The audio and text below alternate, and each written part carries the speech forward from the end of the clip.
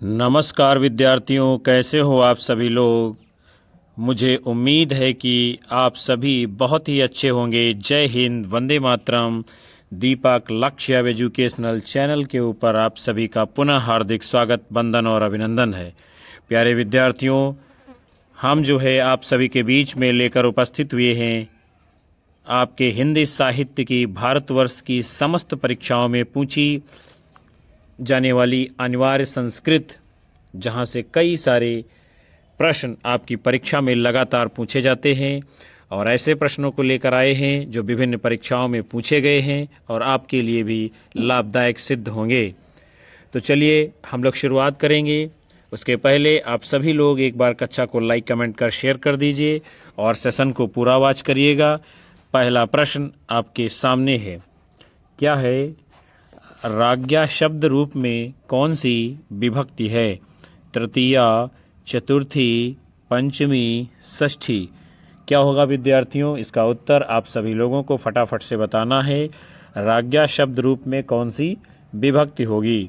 तो प्यारे विद्यार्थियों, यदि आप सबने इसका उत्तर दिया है विकल्प ए, तृतीया विभक्ति का रूप है आपका राज्ञा, बिल्कुल सही जवाब माना जाएगा। हम लोग आगे बढ़ेंगे। फिर जो है उसके बाद में चतुर्थी विभक्ति में राज्ञे बनेगा, पंचमी विभक्ति में राज्ञः बनेगा और षष्ठी विभक्ति में राज्ञः रूप बनेगा और ये राजा शब्द का रूप है।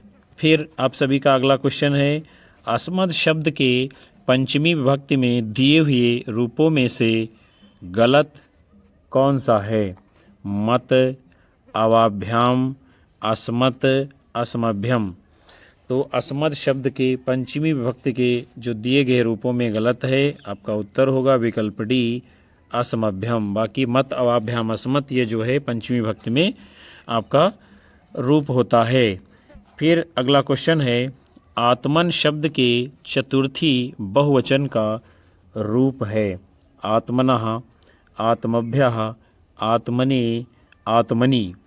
तो आत्मन शब्द के चतुर्थी बहुवचन का जो रूप बनेगा विकल्प बी, आत्मभ्यः। आत्मन शब्द के चतुर्थी विभक्ति में रूप क्या बनेंगे? आत्मने, आत्मभ्याम, आत्मभ्यः। आत्मने एक वचन में बनेगा, आत्मभ्याम द्विवचन में बनेगा और आत्मभ्यः बहुवचन में चतुर्थी के बनेगा। फिर आप सभी का अगला क्वेश्चन है, इदम शब्द स्त्रीलिंग के तृतीया विभक्ति एक वचन में रूप होगा? अस्यै, अस्याः, अनया, अनयोः।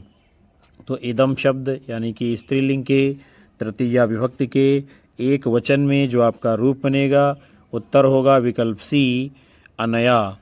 इस इदम के जो है तृतीया विभक्ति के सभी रूप इस प्रकार होंगे, जैसे कि अनया एक वचन में, आभ्याम द्विवचन में और आभि बहुवचन में बनेगा। फिर हम लोग आगे बढ़ेंगे। आपका अगला क्वेश्चन है, सर्वस्य, सर्वयोः, सर्वेषां किस विभक्ति के एक वचन, द्विवचन, बहुवचन के रूप हैं? पंचमी, षष्ठी, सप्तमी, चतुर्थी। तो सर्वस्य, सर्वयोः, सर्वेषां ये जो है आपके विकल्प बी, षष्ठी विभक्ति के रूप हैं। फिर जो है सर्वस्य आपका एक वचन में आएगा, सर्वयोः आपका द्विवचन में आएगा, सर्वेषां आपका बहुवचन में बनेगा। फिर जो है अन्य इसके रूपों को देख लेते हैं। इसी प्रकार क्या है, चतुर्थी, पंचमी, सप्तमी के रूपों को देखेंगे हम लोग। जैसे कि क्या है, पंचमी में बनेगा सर्वस्मय, सर्वाभ्याम, सर्वेभ्यः। यानी ये चतुर्थी में बनेगा सर्वस्मय, सर्वाभ्याम, सर्वेभ्यः।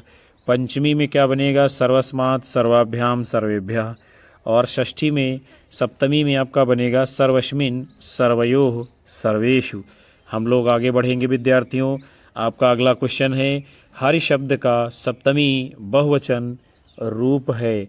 हरिभिः, हरिभ्यः, हरिषु, हरीन्।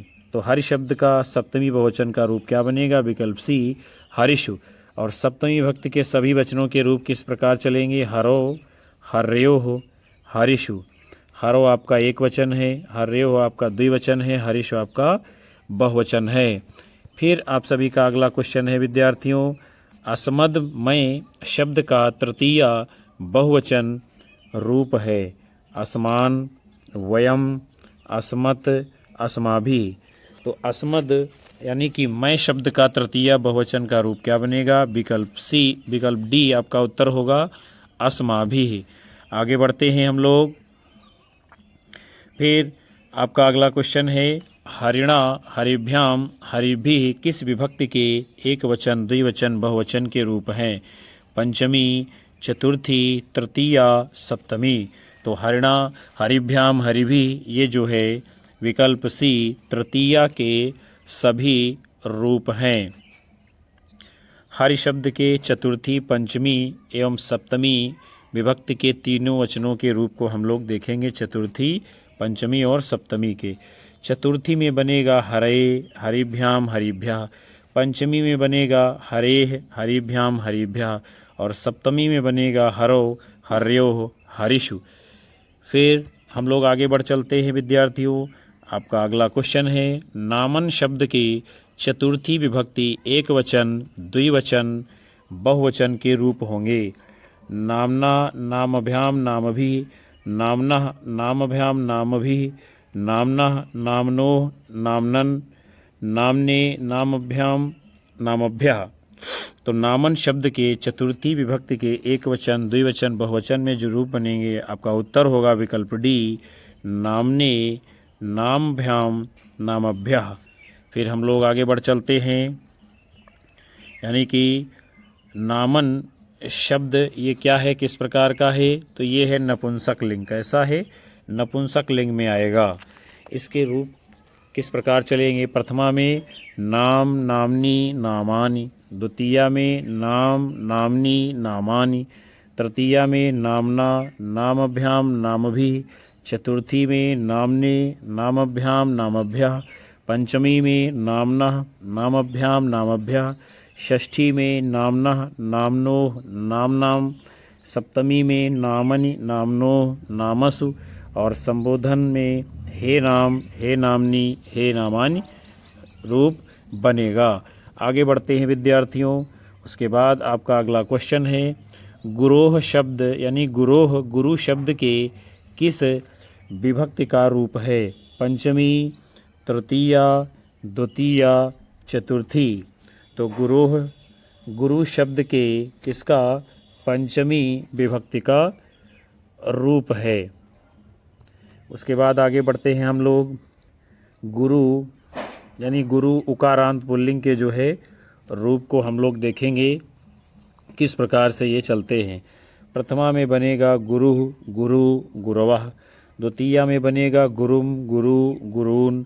तृतीया में बनेगा गुरुणा, गुरुभ्याम, गुरुभिः। चतुर्थी में बनेगा गुरवे, गुरुभ्याम, गुरुभ्यः। पंचमी में बनेगा गुरोह, गुरुभ्याम, गुरुभ्यः। षष्ठी में बनेगा गुरोह, गुर्रोह, गुरूणाम। सप्तमी में चलेगा गुरो, गुर्रोह, गुरुषु। संबोधन में हे गुरो, हे गुरु, हे गुरवः। फिर विद्यार्थियों हम लोग बढ़ चलते हैं अगले क्वेश्चन की तरफ। क्या है? युष्मद शब्द का षष्ठी एक वचन में रूप होगा। त्वयि, तव, त्वम, त्वत।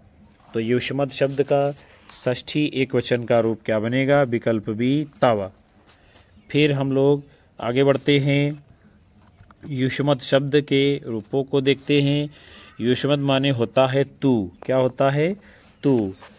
तो प्रथमा में क्या बनेगा? त्वम, युवाम, यूयम। द्वितीया में क्या बनेगा? त्वाम, युवाम, युष्मान।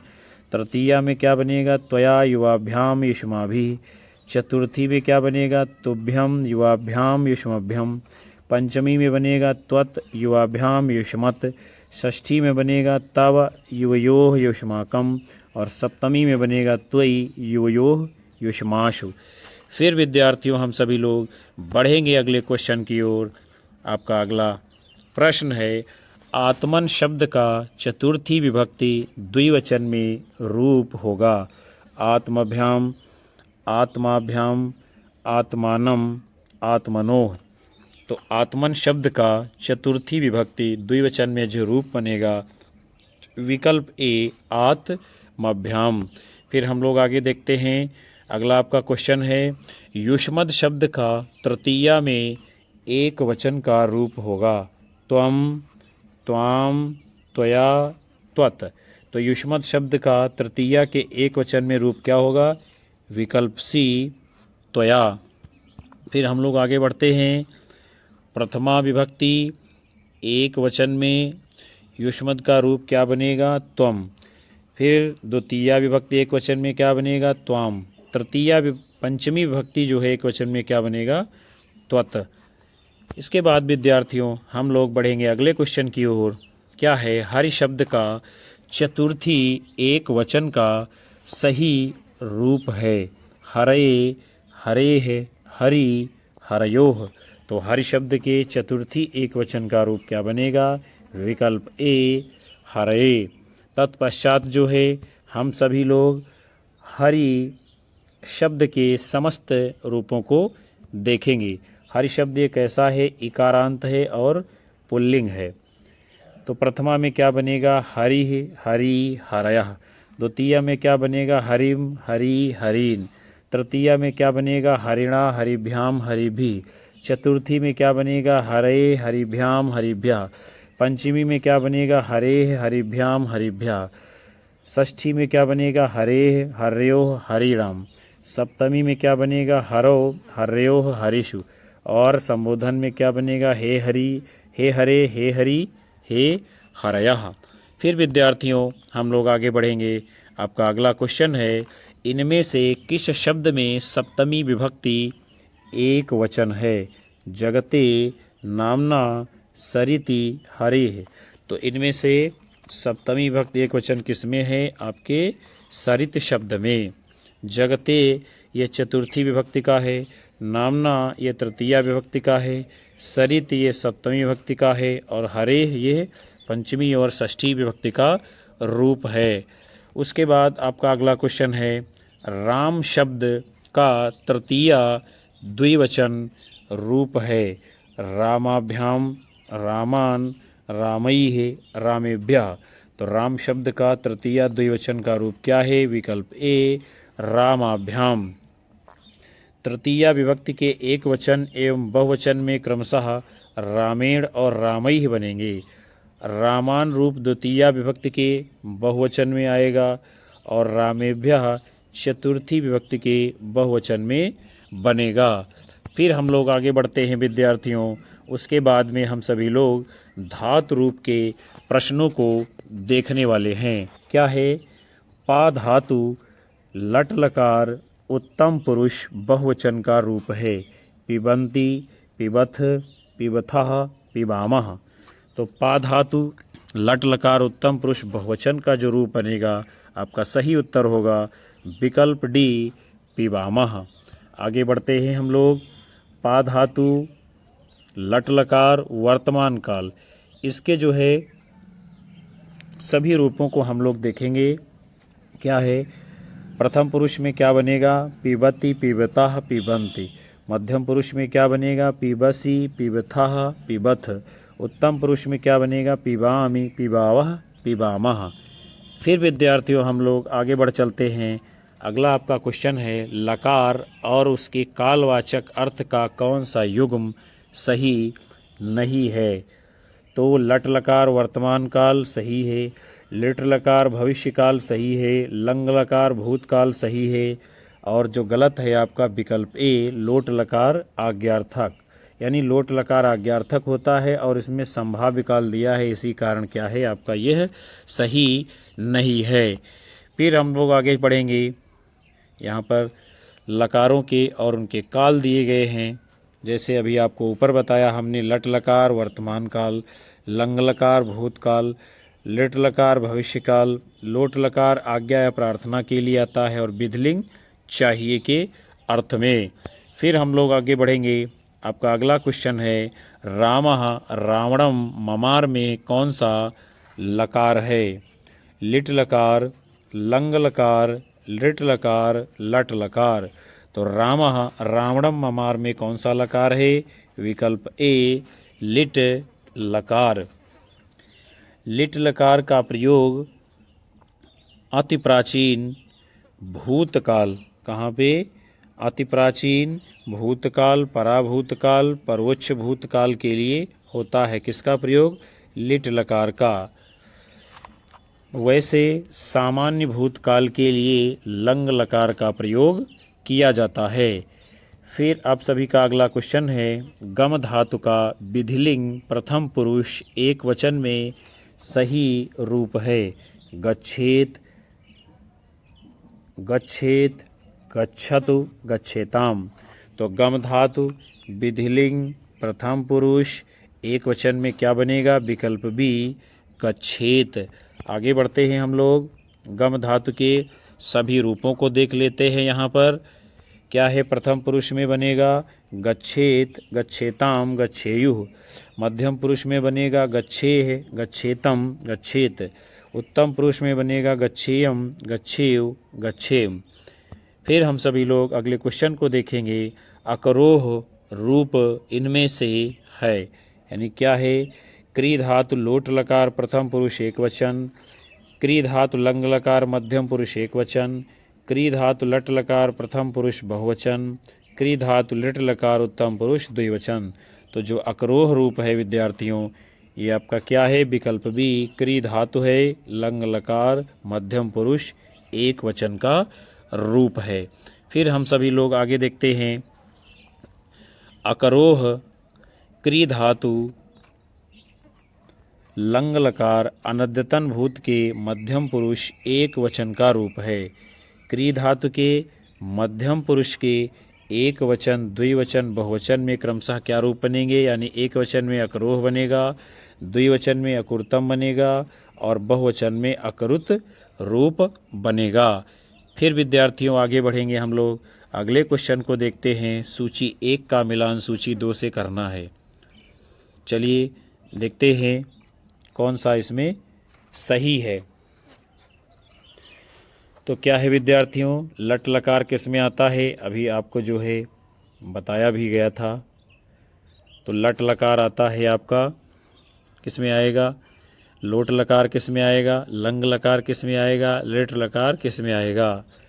तो लट लकार वर्तमान काल, लोट लकार आज्ञार्थक, लंग लकार भूतकाल और लिट लकार भविष्य काल के लिए आता है। तो यहाँ पर आपका सही मिलान किया गया। हम लोग आगे देखते हैं कौन सा कूट के रूप में उत्तर सही है। वो है आपका विकल्प डी, राइट आंसर आप लोगों का माना जाएगा। संस्कृत व्याकरण में धातु या क्रिया के कुल 10 भेद हैं। कितने? 10 भेद हैं। इन्हीं 10 भेदों को 10 लकार कहते हैं। इनमें लट लकार वर्तमान काल के, लोट लकार आज्ञार्थक के, लंग लकार भूतकाल के, लिट लकार भविष्य काल के क्रिया रूपों में प्रयोग किया जाता है। हम सभी लोग बढ़ेंगे अगले क्वेश्चन की ओर। द्रच्छति शब्द दृश्य धातु के किस लकार वचन एवं पुरुष का रूप है? लट लकार प्रथम पुरुष एक वचन, लोट लकार मध्यम पुरुष द्विवचन, लंग लकार प्रथम पुरुष बहुवचन, लिट लकार प्रथम पुरुष एक वचन। तो द्रच्छत शब्द ये जो है दृश्य धातु का है। यह विद्यार्थियों लिट लकार प्रथम पुरुष एक वचन का रूप है, यानी विकल्प डी आप सभी का राइट आंसर माना जाएगा। आगे बढ़ते हैं हम लोग। इसके जो है यानी दृश्य धातु के लिट लकार भविष्य काल के सभी पुरुषों के रूपों को देखेंगे। प्रथम पुरुष में क्या बनेगा? द्रच्छति, द्रच्छतः, द्रच्छन्ति। मध्यम पुरुष में क्या बनेगा? द्रच्छसि, द्रच्छथः, द्रच्छत। उत्तम पुरुष में क्या बनेगा? द्रक्ष्यामि, द्रक्ष्यावः, द्रक्ष्यामः। आगे बढ़ेंगे विद्यार्थियों।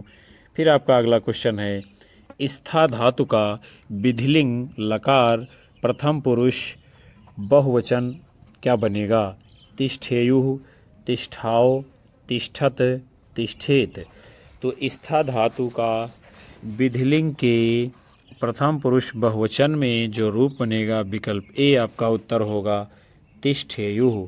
आगे बढ़ते हैं विद्यार्थियों हम लोग। स्था का अर्थ होता है ठहरना या रुकना। इस स्था धातु के जो है सभी पुरुषों के रूपों को हम लोग जानेंगे। जैसे तिष्ठति, तिष्ठतः, तिष्ठन्ति, ये प्रथम पुरुष में बनेगा। तिष्ठसि, तिष्ठथः, तिष्ठति, ये मध्यम पुरुष में बनेगा। तिष्ठामि, तिष्ठावः, तिष्ठामा, ये जो है उत्तम पुरुष में बनेगा। तो ये है लट लकार वर्तमान काल के स्था धातु के रूप। फिर जो है लिट लकार भविष्य काल में जो है स्था धातु के रूप क्या बनेंगे?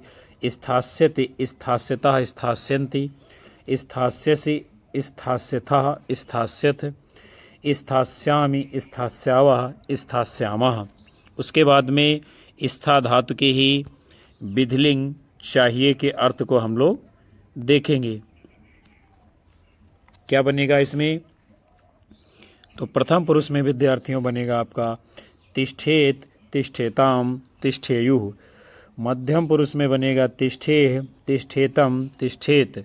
और उत्तम पुरुष में बनेगा तिष्ठेयम, तिष्ठेयु, तिष्ठेम। तो प्यारे विद्यार्थियों और साथियों, आज के इस खूबसूरत सेशन को हम यहीं पर विराम देते हैं, जिसमें आप सभी ने हिंदी साहित्य की परीक्षाओं में पूछे जाने वाले अनिवार्य संस्कृत भाग को देखा। हमें उम्मीद है कि ये सेशन आपको पसंद आएगा। कक्षा को लाइक, कमेंट कर शेयर करना बिल्कुल भी मत भूलिएगा और अपने अधिकतम साथी मित्रों को हमारे चैनल से ज़रूर जोड़ते रहिएगा। यही हमारे लिए ऊर्जा होती है, जिसके कारण हम आप सभी लोगों को अपने व्यस्ततम समय में से समय निकालकर आप सभी के बीच में लगातार कक्षाएं ला पाते हैं। हम आप सभी को मिलेंगे पुनः से अगले सेशन में। तब तक के लिए नमस्कार, जय हिंद, वंदे मातरम, बाय बाय, शुभ रात्रि आप सभी लोगों को विद्यार्थियों।